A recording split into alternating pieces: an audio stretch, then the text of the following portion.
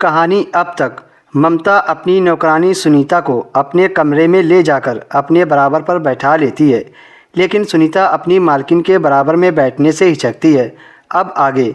लेकिन ममता ने उसे हाथ पकड़कर ज़बरदस्ती बैठा लिया। ममता ने सुनीता का हाथ अपने हाथ में लिया और बोली, सुनीता तुमसे एक काम पड़ा है, अगर तुम कर सको तो कहूँ।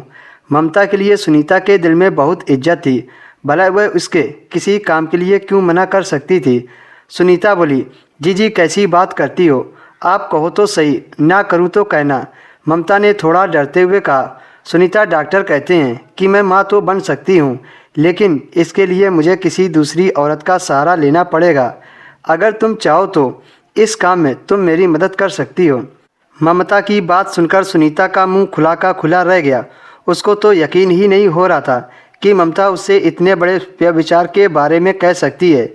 सुनीता साफ मना करते हुए बोली, जी मैं बेशक गरीब हूँ, लेकिन अपने पति के होते किसी मर्द की परछाई तक को न छूऊंगी। आप इस काम के लिए किसी और को देख लो। ममता हैरत से बोली, अरे बावली, तुमसे पराया मर्द छूने को कहता कौन है?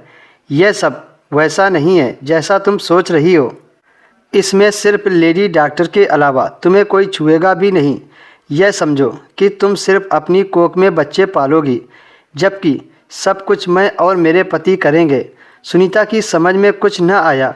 वह सोचती कि ऐसा कैसे हो सकता है कि कोई आदमी औरत को छुए भी ना और वह माँ बन जाए।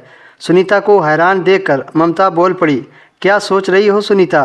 तुम चाहो तो मैं सीधे डॉक्टर से भी बात करा सकती हूँ। जब तुम पूरी तरह संतुष्ट हो जाओ तब तैयार होना।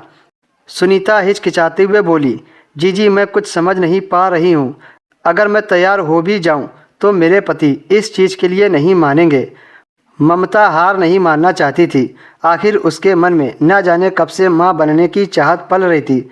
वह बोली, तुम इस बात की चिंता बिल्कुल मत करो, मैं खुद तुम्हारे घर आकर तुम्हारे पति से बात कर लूँगी और इस काम के लिए तुम्हें इतना पैसा दूँगी कि तुम 2 साल भी काम करोगी तब भी ना कमा पाओगी। सुनीता यह सब तो नहीं चाहती थी, लेकिन ममता से मना करने का मन भी नहीं हो रहा था। काम से घर वापस लौटने के बाद सुनीता ने अपने पति से सारी बात कह दी। महेंद्र इस बात को सिरे से खारिज करता हुआ बोला, नहीं कोई ज़रूरत नहीं है, बड़े लोगों की बातों में मत आया करो, ये लोग बहुत स्वार्थी होते हैं। कल से तुम काम पर भी मत जाना, मैं तुमसे पहले ही मना करता था, लेकिन तुमने जिद की तो कुछ ना कह सका। सुनीता को ऐसा नहीं लगता था कि ममता दूसरे अमीर लोगों की तरह है। वह ममता के स्वभाव को बहुत पहले ही समझ गई थी। वह बोली, नहीं मैं नहीं मान सकती, आज के समय में ऐसी मालकिन मिलना बहुत मुश्किल है। आप मेरी मालकिन को सब लोगों की लाइन में खड़ा मत करो। महेंद्र कुछ कहता इससे पहले ही।